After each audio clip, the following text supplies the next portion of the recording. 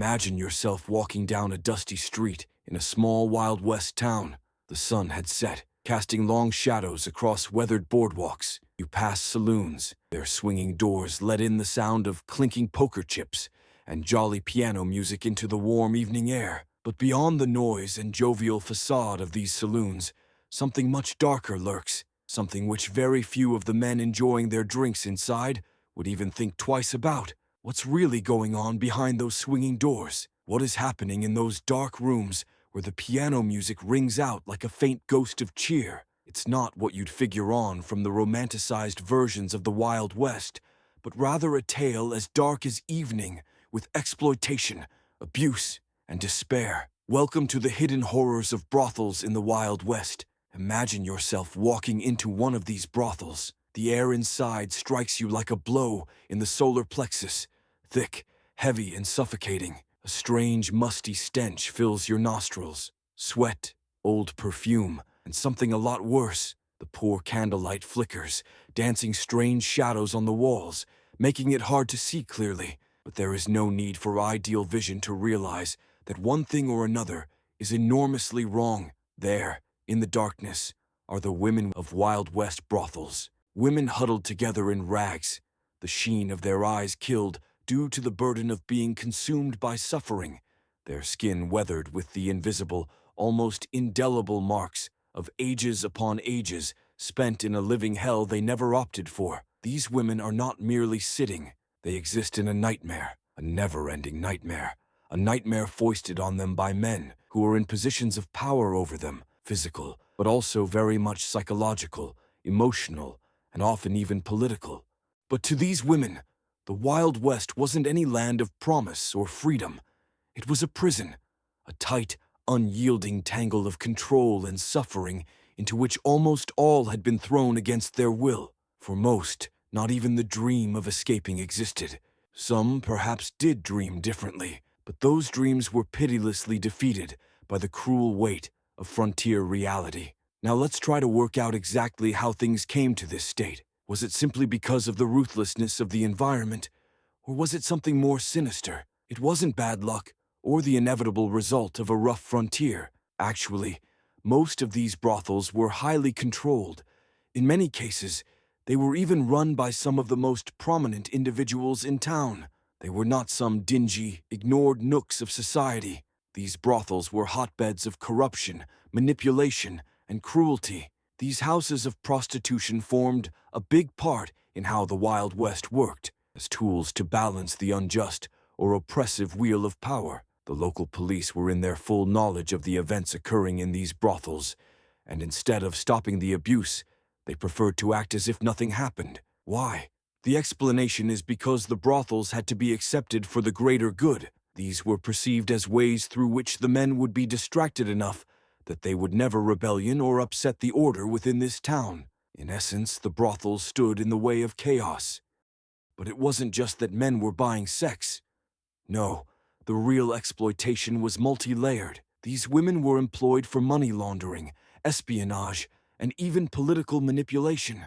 The owners of the brothels were not just pimps. They were players themselves, pulling the strings from behind the scenes with these women as tools for their own agenda and solidifying their power. For these women, the cost was not just their bodies, but their very lives, futures, hopes, and dreams. And often, it made them into commodities, things to be used up and discarded in a very large game. They were bought and sold, traded from one place to another, much like any piece of property. Now let us catch a glimpse into their lives. Most of them were forced into acts of desperation in order to survive. Some of them had been thrown into the brothel, while young girls, tricked or forced into a life they never asked for. Others might have come from broken homes or been sold by their own families with nowhere else to turn. The chances of them getting out of it once inside were slim to none. These brothels were nightmare places to live in.